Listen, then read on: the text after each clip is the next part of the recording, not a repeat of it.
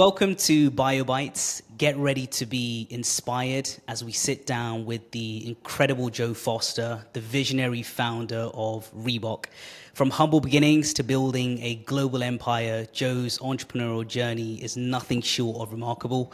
With Reebok's astounding revenue in the billions, Joe has played a pivotal role in the brand's incredible success. So join us as we dive into the story and learn from the extraordinary accomplishments that Joe's had. And I think it's a real treat for the biotech executives in the world who are listening in. I think it's a slightly different perspective on how you build an amazing company, global brand, which is inspirational for anybody in this space. So, Joe, thanks for coming on. I want to start with what inspired you to start Reebok, and how did you navigate the challenges of building a successful brand? Well, thank you for the invitation, Shaq. And yes, when we come to Reebok, of course, we've got to mention the family business. And the family business was started by my grandfather in 1895. That time he invented the spike running shoe, and that got him into athletics. He was a runner himself, not a very good one, but having spikes in his shoes did help his performance. However, we want to move forward to Reebok because whilst J.W. Foster was started in 1895, my grandfather died in 1933. I was born in 1935, but I was born on his birthday, which is why my grandmother insisted I brought my name with me. So I'm named after my grandfather, which is Joseph William. So that's why I'm Joe. Born in 1935, 4 years later we have World War II, which lasts for 6 years. So by the time that ended, I'm 10 years old. And education started then because we didn't have education. All the schools were closed. Everything was closed down during the war, taken over for military use and whatever. So we got a bit of education. At 17, though, I finished at college and I joined the family business. But at 17, still enjoying life, and doing the things you do, whatever, going out, enjoying life. And 12 months later, at 18, I have to do national service. And as it happened, although my brother's 2 years older, he'd been deferred, but he also had to do national service, and we're almost at the same time. And Jeff went to Germany. I stayed in the UK, and I was on radar in the RAF. And okay, life's a bit different. Mother's no longer doing the washing, making the meals. There's nobody there. And you're having to look after yourself, and you learn an awful lot. Main thing you learn is discipline. So we both come back after 2 years of doing national service, and we come back to the family business, and we come back to a failing business. And no matter what we did, they were still making the same product in the 1950s that they were making in the 1930s. Meanwhile, Adidas, and Jeff saw them in Germany. He saw the products they were producing, and Adidas had come into the UK and were taking over the soccer market, or the football market, depends whether you listen to this in America or the UK. But I guess the soccer market, if most of these guys are in the UK. And we tried to get my father and uncle together, but unfortunately, they'd been feuding all their life. And feuding and fighting doesn't do any good for a business. They were 50-50 in the business, and what happens to the business? It fails. And that's where we were. It was failing badly. We couldn't convince my father that we needed to change. I think he'd been through 2 world wars, so maybe he was sort of a bit done too much, don't want to start business again. So in 1958, Jeff and I had again gone to college. We went to college in the evenings to learn more about shoemaking. And we did that, but most importantly, we made a lot of friends, and we met a lot of people who were in the footwear industry, and that became rather helpful when we decided that we were going to set up our own small factory. If we needed a machine, they would tell us where to get one from, and if we needed materials, they told us where to get those from. So it was very, very good that we did that 2 years at evening college.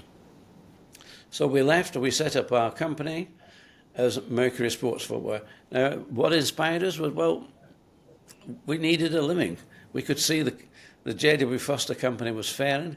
And in fact, 2 years after we left, the company did fail. My uncle died and my father just didn't want to carry on the business, so it was just closed down.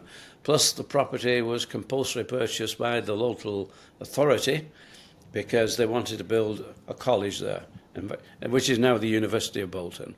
So the University of Bolton stands on the place where J.W. Foster's the factory was, and that was no more. So Jeff and myself now, we had our small business, which we called Mercury Sports Footwear.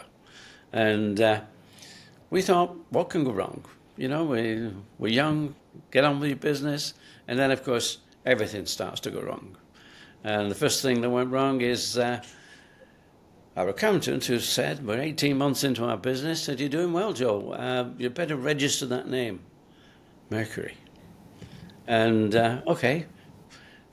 We were very naive and very young in those days and didn't realize why we had to register the name, but we soon realized that, yes, well, if somebody else starts to use it, we could have a fight, and we don't want to fight.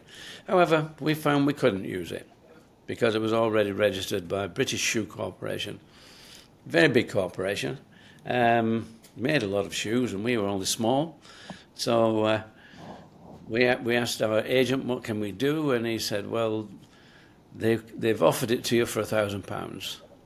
And I don't know if you can think what £1,000 would be like in 1960, which is when we had to change our name, but we hadn't got £1,000. In fact, we set up our factory for £250. So £1,000 was way, way out of budget, and we had to look for a new name. And that name became Reebok. So that's the start of Reebok. Amazing. And Joe, I imagine for everybody who's listening, especially at the leadership level in the biotech world, decision making is critical, I think, in any business. How did you approach decision making when faced with difficult choices that could impact the future of your business at Reebok throughout those years? Well, 4 years after we had changed our name, 4 years after we started our business, we got a letter from Adidas saying that our silhouette, which was 2 stripes and a T-bar, infringed their 3 stripes. We didn't think it was an infringement, but we were not in a position to fight that. So we thought, well, Adidas have written us a letter. Adidas know we're here. That's great. They actually know our presence. So what do? We change our silhouette. And I think changing the name and changing the silhouette, we got a better name, and we got a better silhouette. So from then on, we thought challenges, problems, they're opportunities. And we always looked at life that if we got a problem, it's an opportunity, because it's making us think we've got to go do something different. And we started to look for white space. So looking for that white space. And these were the decisions we had to make, that if we intend to have a business, we've got to find out who's going to buy our product, where will our product be accepted. And so we went into cross-country running, orienteering, fell running. We even went into rugby league. Rugby league is a smaller league than rugby union. Rugby union is big in Europe, really, but rugby league is not. It's managed to find its way to Australia now, but in those days it was just the north of England. So we found our niche businesses, and we started developing that. But developing, my grandfather knew how to influence people. He gave his shoes to leading runners, and by 1904, a long time ago, he had 3 world records in his shoes. And by 1908, he also had gold medals at the Olympics in London.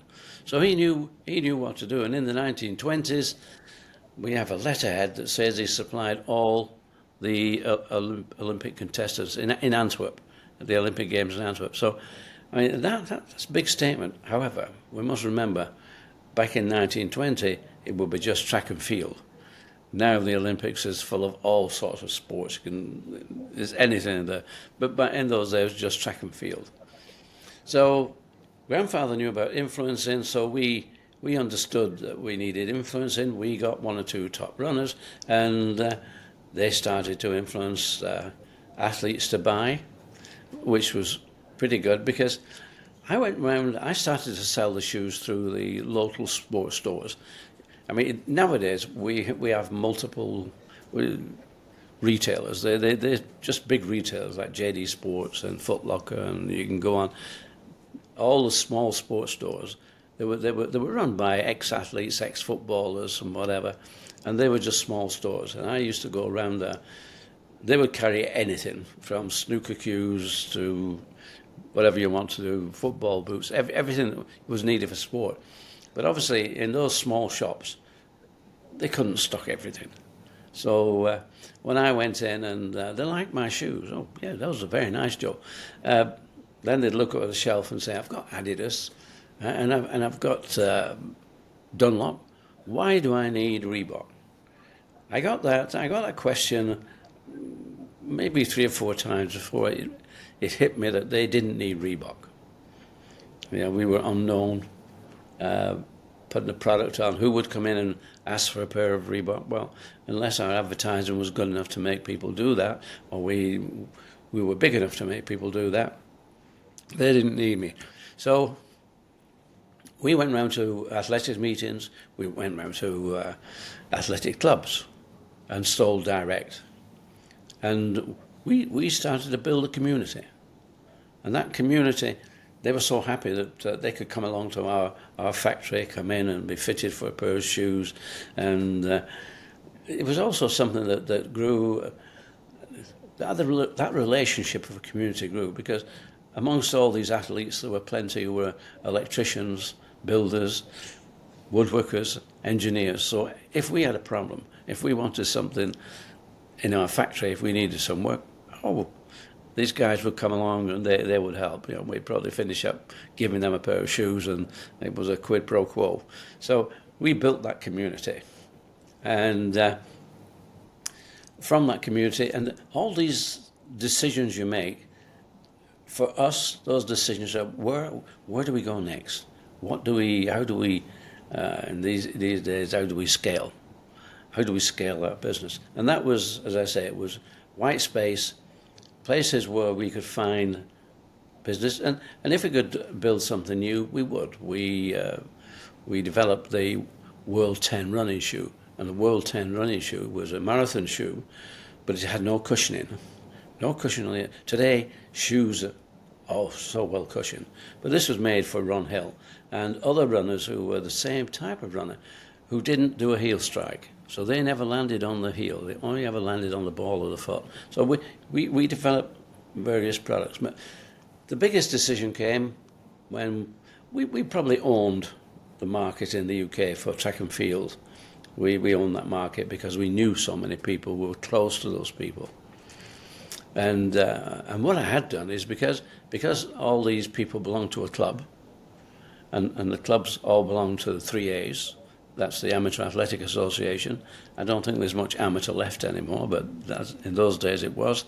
And they produced a book with the name and address of every secretary of every club in the country.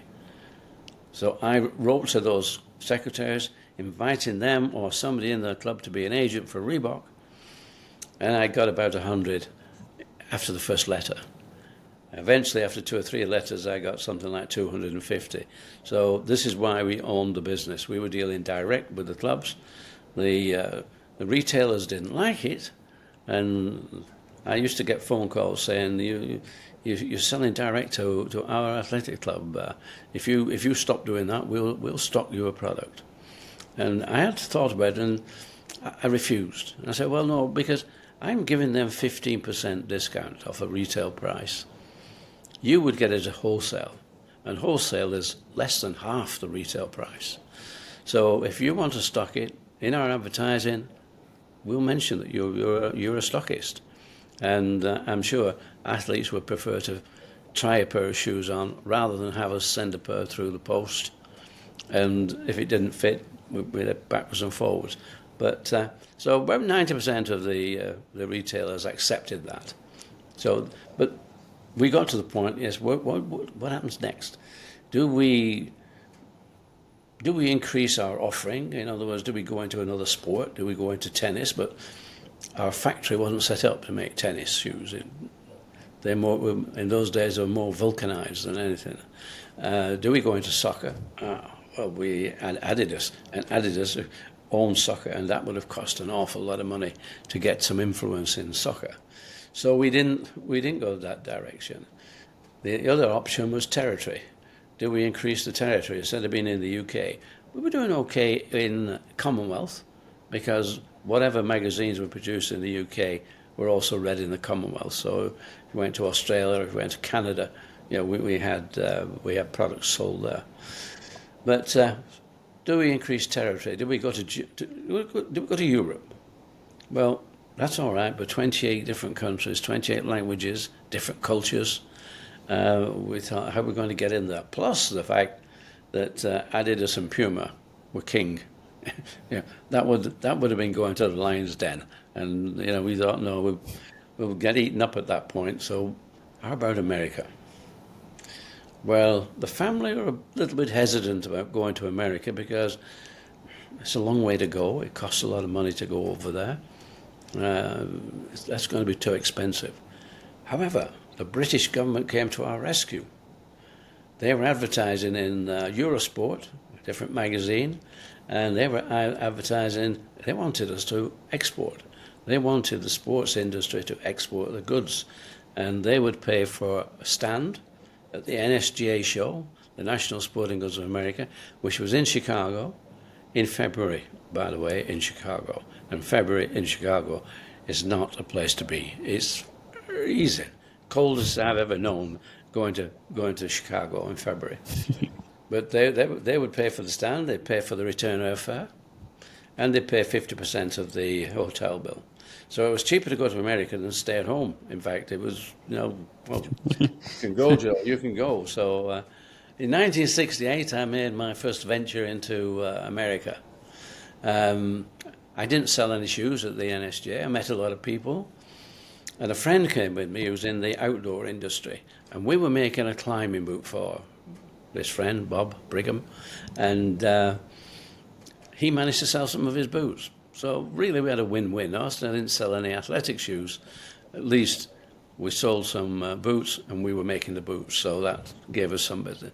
However, that's 1968. Bob never came again. He has a retail business, retail outdoor business. We've got about 10 stores in the UK. And they've done very well. However, this is 1968. And I went every year to 1979 before I got a distributor. So I spent 11 years doing my best to get distribution in America. I had 6 failed attempts. I had 6 guys. One of those guys I worked with for 4 years to try to get the product into America. But again, a bit of luck on our side. During the 1970s, athletics, well, it took to the street. People wanted to keep fit. They just wanted running shoes where they could keep fit. And that was the simplest thing. Going to a gym costs you money, lots of things would cost you money, but keeping fit by running, all it cost you was a pair of shoes.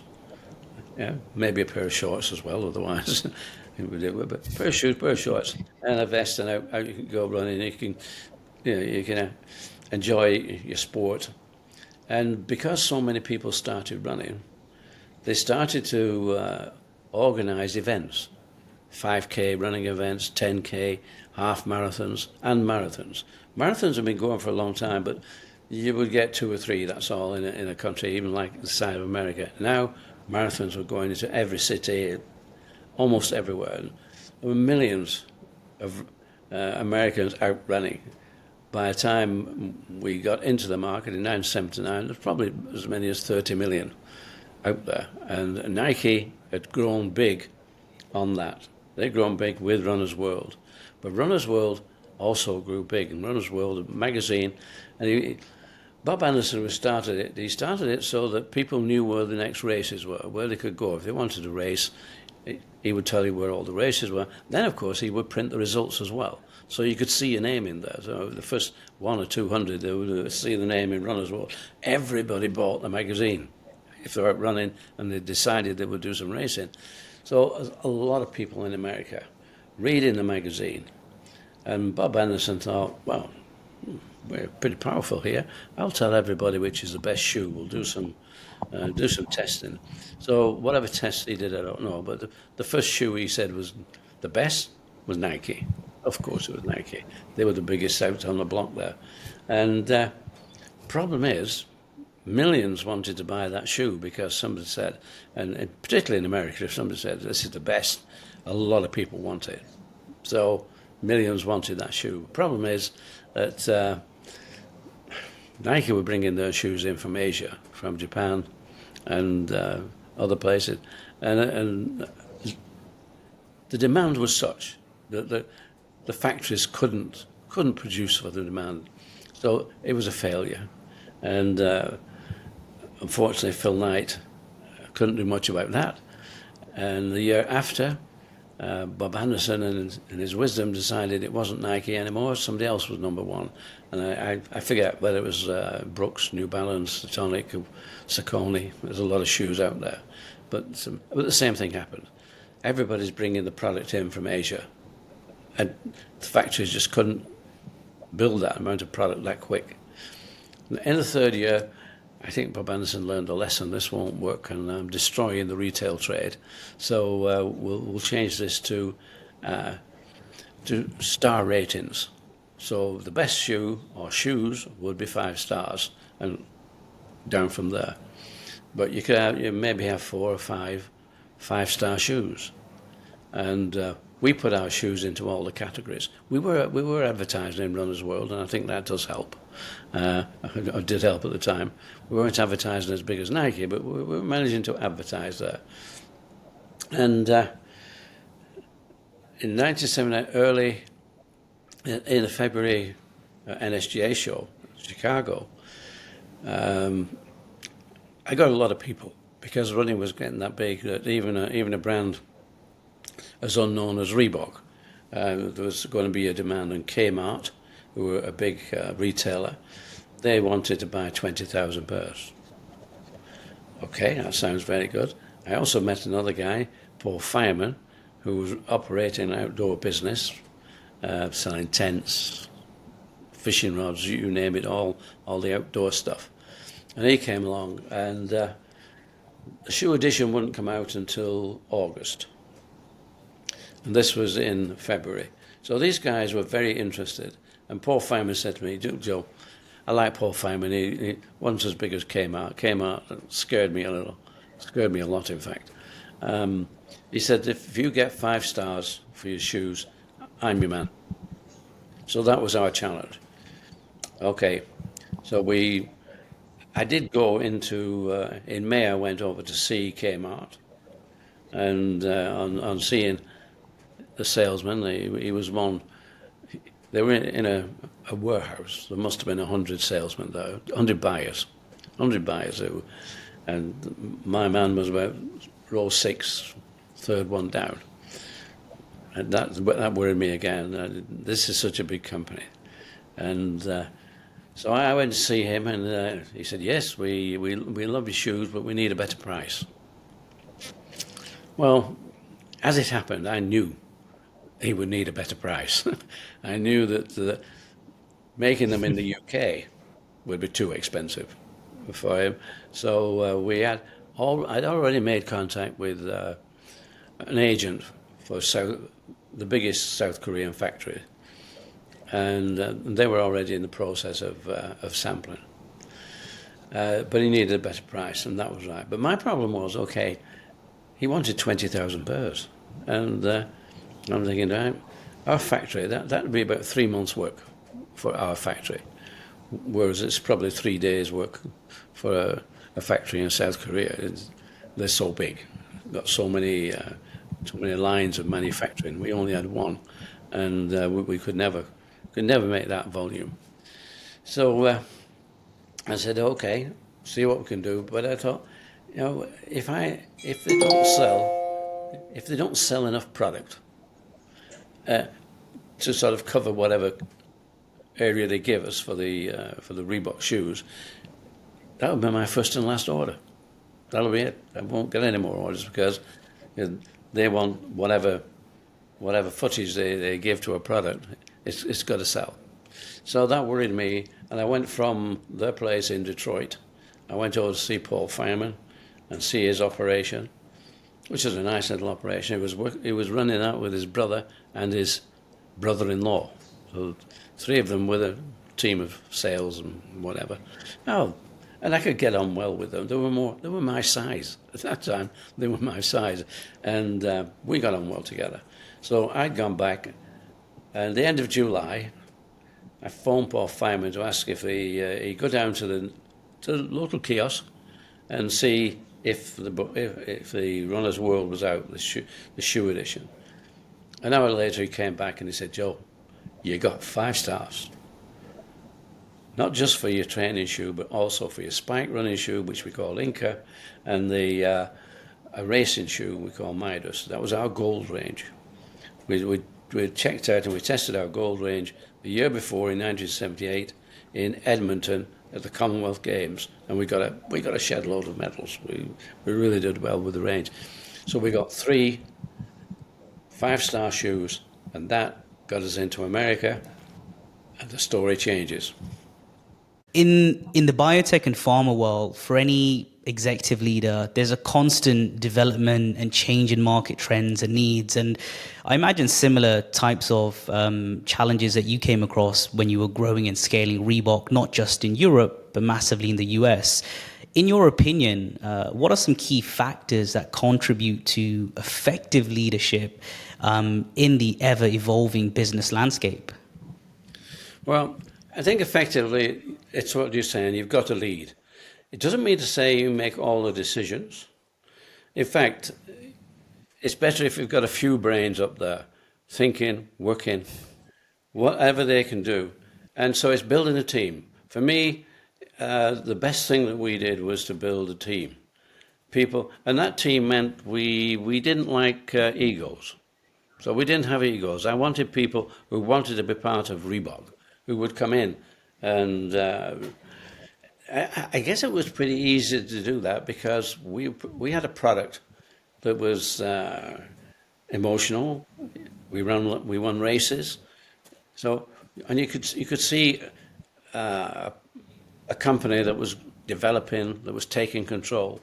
And so we were developing, and we were taking control of that market in the UK.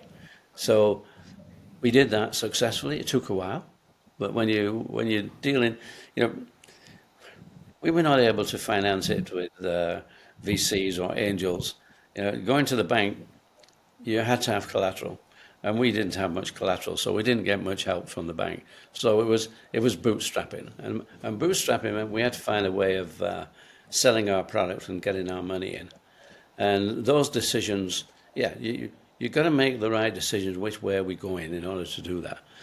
Challenges, well, the challenge for us was, and we call it white space, is where can we make that difference? Where can we go to increase our sales? Where can we go to do that? And I would say there's certain areas we couldn't go. We couldn't go to soccer. That was too full. And that was the big one. We couldn't go to tennis because we had the wrong construction at our factory. Our factory was made up for track and field. So I think the decisions you've got to make are, where are we able to go? What product are we able to produce? And if we want to diversify or move over to another one, how do we do it? Can we do it? Because that comes up on going to America. When I got to America, eventually got in America, and as a running company, and we're doing nicely. I did know that as far as I was concerned, I was better if I gave them a license and let them get on with it, because to me the American market was really important. But I didn't want to send any of my people over there. I thought, no, we if they need to learn something, we will teach it. But we don't want to teach them how to make shoes. They want to use their skills as salesmen. How do they get on the market? But Runner's World had been the answer to that. Because we now have credentials, all of a sudden, Reebok, it's a 5-star shoe, and everybody who was running in America knew we had a 5-star shoe. So for me, the decisions, they were not, I wouldn't say they were hard decisions. It took a long time. But the decision to go to America was the one decision that really was to explode our business. But again, it was, how do we compete against Nike? Well, the best way, because Nike by that time was big, very big. There were hundreds of millions. They hadn't quite reached the billion at that point, but there were hundreds of millions, and we were, at a certain point, we got to 9 million. So compared to Nike, we were small. And this is where a decision came in, and actually the Americans made the decision, and that was to go into aerobics. But the reason, in fact, what happened is they covered the country with reps, and one of these technical reps, his wife, Frankie, she was going to these classes and coming back with her friends, and they were so full of, wow, we're enjoying this. And our guy, Arnold Martinez, Arnold said, Frankie, what are you doing? And she said, oh, we're doing aerobics. Of course, nobody knew what aerobics meant in those days, and so she had to tell him, well, it's exercise to music. And that exercise to music, Arnold said, okay, I want to come down and see what you're doing. So he went down, next class, saw a good number of women, maybe 30 or 40 women, and an instructor, the instructor wearing a sneaker. Half of the class wearing sneakers, but the other half had no footwear. And that gave him an idea. Why don't we make an aerobics shoe? Make it out of glove leather, nice and soft, just so comfortable. You put it on, the women are going to love that. He's in Los Angeles. Paul Feynman, who's CEO of Reebok in America, he's in Boston. Arnold went to see him, and he's saying to Paul, tell him all about this product. And Paul's saying, slow down, Arnold, slow down. We're a running company. Why do we want to be making dancing shoes for girls? And of course, Arnold is saying, well, you know, it's not that. This is exercise, and it's great, and it's growing massively. And Paul said, you know, well, keep your eye on it. You know, let's see if it's worth getting involved in. But Arnold wasn't happy with that, so he went round to the back door, and at the back door he met Steve Liggett, and Steve Liggett was the product manager. So he managed to get some samples off Steve. Steve made the samples. He took them back down to LA. The girls loved them, and it started to grow. Business started to really take off very fast, and it was when Jane Fonda went out and bought a pair and used them in her videos, her exercise videos. That just added, that was the influencing that we got. And we went from 9 million to 900 million in 4 years. We did that by pivoting into being a woman's company. So we pivoted from a small running company into a woman's company. And that took us past Adidas, took us bigger than Nike, and we became number one. So and that was a very, very fast growth in the mid-'80s. And there's a lot of problems in there. One of the problems, first problem was finance. How do you finance such a takeoff? Well, it involved me in selling the company because we had a good offer of a credit line. And the credit line was better than giving us $1 million or $10 million. The credit line meant we just kept buying product. And I remember talking to Paul and saying, like, you know, how's it going? How's the finances going now? And he was saying, I don't care. I'm just buying. We now owe him 20 million, but you know we have the deal, so We just get back. And that helped. But it only helped to a certain extent because not, like I was saying before, when Runner's World said Nike are the number one, the demand on the factories was such. How do you get this product? How do you get so much? Fortunately, the credit line from Stephen Rubin and Pentland Industries was through their ASCO division, and their ASCO division was a sourcing company, and the sourcing company was in South Korea. So they could, if they could find anywhere to get production, they would. But the next bit of luck was that Nike slowed down. Their products slowed, and they found themselves with too much inventory at that time. And they pulled out of 3 or 4 factories in South Korea, and we just went straight in.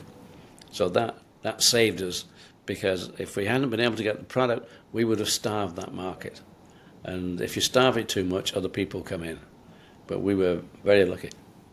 The reason why Adidas and Puma didn't come in is because they were bigger than we were, and they were pretty well known on the American market, but they were male, they were team, and they were rather sort of sweaty. This is what you do, so you keep fit, you play a sport, and they were performance.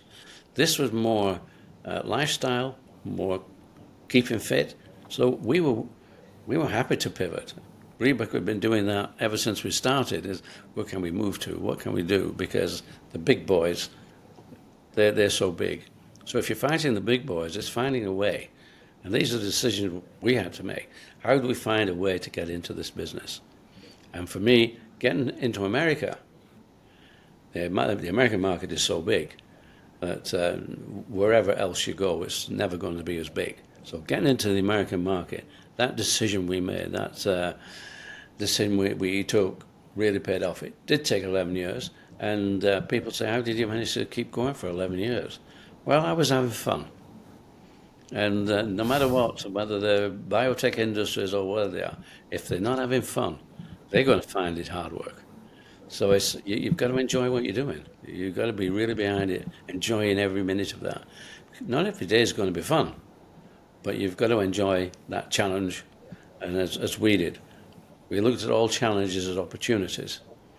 And if you take those opportunities, you get the chance to continue growing, and we just continue. So I stepped back when we were about 3.5 to 4 billion, and that was way in front of Adidas and Nike. But I stepped back at 55 because you need young men, new minds, different things change, as you say, all the time. Things change, so new things come in. When I stepped back, we didn't have computers. We didn't have cell phones. We didn't have any smartphones.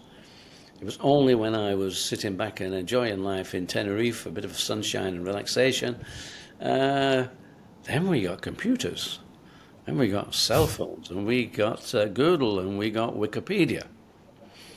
And these guys are telling me how Reebok started. And there's even a photograph in Wikipedia. There's even a photograph of Joe Foster, founder of Reebok. Well, he may have been called Joe Foster, may still be called Joe Foster, but it certainly wasn't me.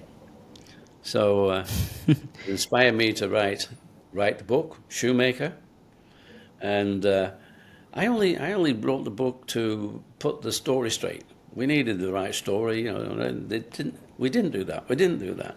Foster's Bolton didn't change the name. A lot of people said, oh, well, the grandsons came along and just changed the name to Reebok. No, there's a whole story why we didn't do that. So we didn't just change the name. There's a whole story behind it. So I put that straight. And then a couple of universities picked up the book, and they said, this is a story. So they wanted me to speak to the executive MBA students. And that's continued on since then. And we've met an awful lot of people. But the first thing you get from these executive students is, Joe, what was your exit plan? And we didn't have an exit plan. No, we didn't. I did exit, but that wasn't planned. It came along, opportunities came that we had to take. It was if the company wanted to grow, we had to get that money, so we had to take the opportunity to exit. So I still stayed with the company, and even today. I mean, only last week we had a podcast between a guy called J.T. Fox, who is he's sort of a business mentor. He's quite big in America, and Todd Krinsky, who's the new CEO at Reebok, and that was real good fun. But between the three of us, so I never left Reebok really. So those sort of questions were different, and then they were asking questions, different things that we did, and the tutor they were saying, we don't do it like that, Joe. You know, but what they're learning is what we had to do in 1950s, 1960s, and even in the 1970s and 80s. So let's say, I stepped back at the end of the 1980s, and we still hadn't got computers. So it's not that long. So we had to do it the hard way, as it were. You know, I had to go on planes and go and meet people. But I think with the job I had, because whilst my father and uncle, they fell out all the time, Jeff and I, who were partners, we never fell out, because Jeff, he loved the factory. He just loved it. He loved making shoes. So he made the shoes, and I did everything else. Jeff said, you do the rest. So everything else was left for me, and I know I had to make some decisions, and a lot of those decisions didn't go right, but Jeff allowed me to make those decisions. We didn't have to sit down and spend hours talking over different things. But I was the one out there meeting people. I was the one that had the opportunity to take the company in different directions. And the worst, I don't know what's the worst one I made, but what happened is that we were growing so nicely. We were in the athletics area, and a friend of mine, he was head of sales at a factory that just made football boots and rugby boots, soccer boots and rugby. That's all they did. So he said, why don't we take over your sales? So I said, that sounds like a good idea, because that will give me more time to think of global. So they took over sales. And the guy who's owned the factory, the old man, Mr. Lawrence, he was getting a bit old and decided he'd retire and let his son-in-law come in and run the factory. But his son-in-law made engines for lorries. It was part of a company. When he came in, he was an engineer. He knew nothing about the business. And my friend, he didn't get on with my friend who was head of sales, so my friend, he left. He left to set up a sports division for Bata, and he took all the salesmen with him. And so the guy who was now running the company had not a clue how to find another salesman, how to operate sales, and so he miscalculated everything. He obviously didn't understand that sales are what drives the company. If you can't sell your product, you're out of business, and that's what happened. He wasn't able to replace the salesman, and within 12 months, they'd gone out of business, and they were our distributor, and they'd stopped paying. So I had to go down to the factory with a big van, pick up every product that they had that they hadn't sold of ours, and come back. And of course, fortunately, our bank didn't understand or didn't hear of what was going on. So we had to try and sell all this stock, and we had to think our way through that one.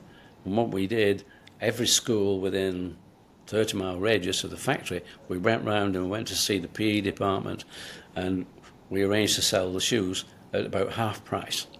So, and that was still better than the price we were getting from the distributor. So we managed to sell all our shoes, all that product. We managed about, maybe a couple of months, maybe 3 months at the outside. We managed to collect all the money in there. And then, having the friends that I'd made throughout the industry, they came on the phone. Even my friend Shaq, who's gone down to Bata to set up their division, he said, we need 200 pairs of that shoe that you're making. We need 200 pairs a week of that shoe. Oh, right. So he gave us orders. They also sold us the leather to make the shoe, and we didn't pay for the leather until they paid for the shoes. So we got a lot of people helping us to get over that. And there were another 2 or 3 other companies that just came and said, yeah, I hear you got some space. Can you make us another 200 pairs? So again, within 3 months, we, from our factory, losing 75% of its production, we got it back again. And the story had gone around the whole trade. And within, I think it was within 6 months, I had another guy come along and say, look, we'd love to be your distributor.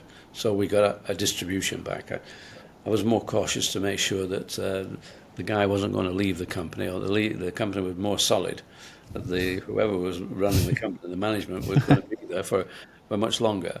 They weren't going to retire. And that did give me a lot more time to consider, America, and to start working on other global markets. And Joe, to build on some of that earlier, how did you balance long-term strategical planning with the needs to adopt and pivot in response to the market trends and the customer demands? How did you go about that, especially on the US front? Well, I don't think we did much planning. I think the plan was to go and do it, get it, let it happen. I don't think there was long-term planning. We didn't think, well, what are we going to do? We're going to build a factory. We stopped. Our little factory. Once demand for our product, especially when we got into aerobics, once that grew, our factory became quite minute. So we're no longer a manufacturing company. We had been a shoemaking company, sports shoes. Now we're purely a marketing company. So we'd moved over from producing shoes to just being a brand. And we never knew that we could get into aerobics. We didn't even know. We hadn't heard of aerobics. One day we don't know, and the next day we know. And once we got into aerobics, then the problem, rather than the plan, the problem was, how do we get the volume? And we couldn't have planned that Nike would pull out of those factories. We couldn't have planned that. So a lot of this was just go with it, and that sort of growth was incredible. And I guess once we got a bit bigger, once the company got bigger, we had to make plans then. Well, aerobics is fine. Adidas and Nike were scared of it because they were male, they were performance, and they couldn't trust going into the women's market. But Adidas and Nike maintained that performance and their influencing. That was all done by taking on athletes and putting them in their product. Whereas with Reebok, we'd moved over to lifestyle. We moved over to fitness. So we were not really that much a performance company. We did compete in the performance side, and we were able to because the financial turnover that we had, the money we started to create, allowed us to take on people. But we moved more to lifestyle, and with lifestyle, it became fashion. We were using athletes, but mainly what we did use was Hollywood. Where the Hollywood stars. We had. I keep on looking at my list. I can read your list out here. There's Frank Sinatra, Sean Connery, Roger Moore, Jane Seymour, Chuck Norris, Robert De Niro, Michael Caine, Charlton Heston. There are others, and these became our influences. And it's funny. And we had them doing pro celebrity tennis. We had a pro celebrity tennis event every year in Monaco. So these guys, they love coming to Monaco. They love the idea to stay and to meet with Prince Rainier, and that whole thing. The whole thing was sort of a bit magical. So our business just developed. So our biggest problem after doing that, and we moved in with singers as well, like 50 Cent, I think, a rapper. These sort of people were wearing the product. So we were first to move away from pure performance. It was performance, but in a different way. And we got to the side where we're saying, okay, we've done this on becoming a women's company now. Are we now going to move back into being a performance company, because we need to get back into, we're a sports shoe company, we need to get into other areas. Well, we'd made this very nice cushioned, soft shoe for aerobics, and we made it just for women. So the men couldn't get at it. And I think it was 2 years before the men loved the shoes. They were nice and soft, they were cushioned, and most of the other shoes, if they were made from fabric, they'd be soft, but ours were made from leather. And the men loved that, and we eventually decided that we would do fitness shoes for men, because gyms were starting to explode. So many gyms were starting that you could go to the gym to keep fit, or you could go out running. And so we decided to get back into, to get into basketball, and to get into American football, to get into baseball. We moved into those sports, because at that time we had the finances to take on who had been the big boys, the Adidas and the Nikes, the big ones. Well, we had the money to take them on and to expand them and become again. But we really never became the big performance people. We were performers, but we did love the idea of being lifestyle. And we were probably the first lifestyle company to really go street. And eventually we became fashion. Okay, I'd stepped back in the beginning of 1990, and we were number one at that point. We were still number one. Did reach a point where Reebok started to plateau, but I was not involved at that point. Okay, I'm still the founder, and they can't get rid of me because of that. Being a founder, you're a founder, and that's it. They can replace anybody else in the company. Yeah. They can't replace the founder.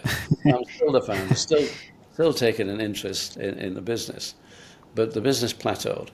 And I think one of the main reasons is that Paul Fireman, he was having some health issues, and he was trying to find somebody to take over the company, and he didn't manage to find somebody to come in and take the company and keep the company going forward. So the company plateaued and eventually got sold to Adidas. In 2006 or so, it was sold to Adidas. So I'd been out of the company for some 15 years or more. And Adidas wanted what Reebok had in America, and they had agreements with the NFL and the NBA, and they were supplying all the kit. And Adidas wanted that, so they bought the company. But they didn't look after Reebok, and now Reebok just sort of almost became invisible. But Adidas put the company up for sale, and most of the people looking at the company valued it at about $1 billion. It had been bought for $3.6 billion.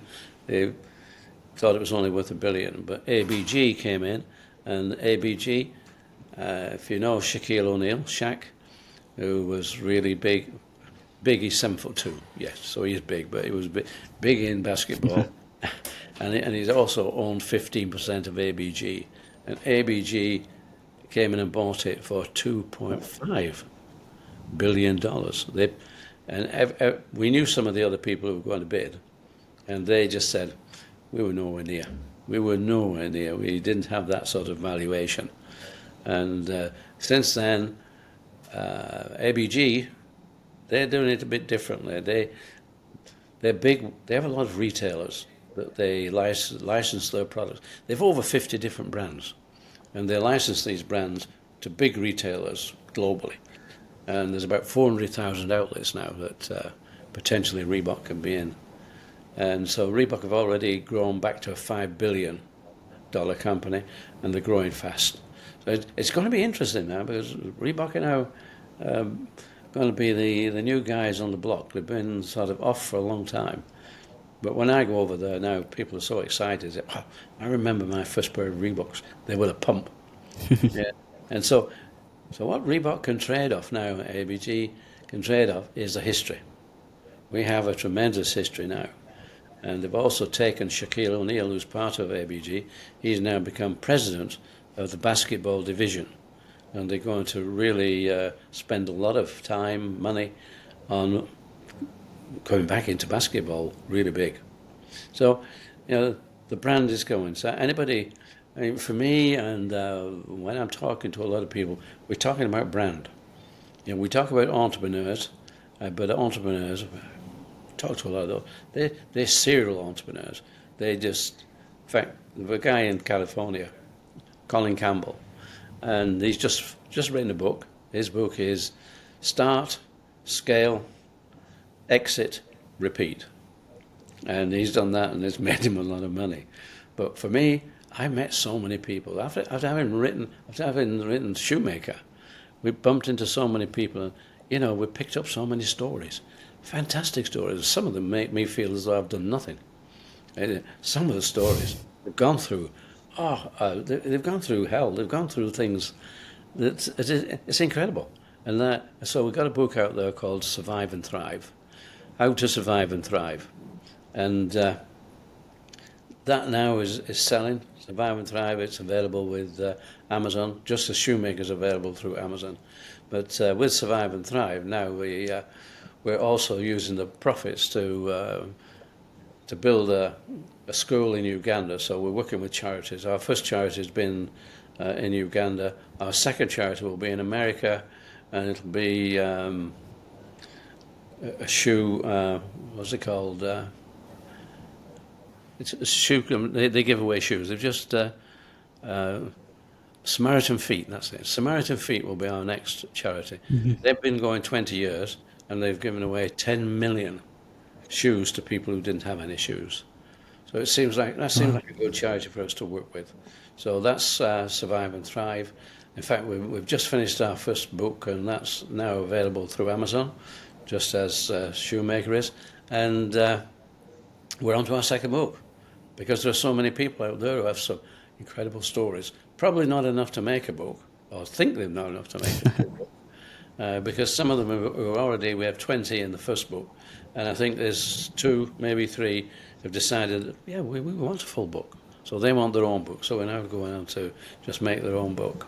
But, so for me, it's a slight change, and we are working very nicely with Reebok, and we're talking to them. What they're doing now is tremendous. Joe, thank you so much for taking us through the highs and the lows and the ventures of Reebok from $9 million to $900 million in a 4-year period, and that growth to crack into the US over 11 years. I mean, phenomenal story. And I just really want to thank you for making the time and the effort here, and for sharing this with our network. Excellent. But, you know, whoever you're talking to, whoever wants to listen, they've got to have fun. They've got to enjoy it. So whatever you do, make sure your business is fun, you build a team, you build a community, and you'll be successful. I can assure you. Thank you, Joe. Do the right things. It's a pleasure.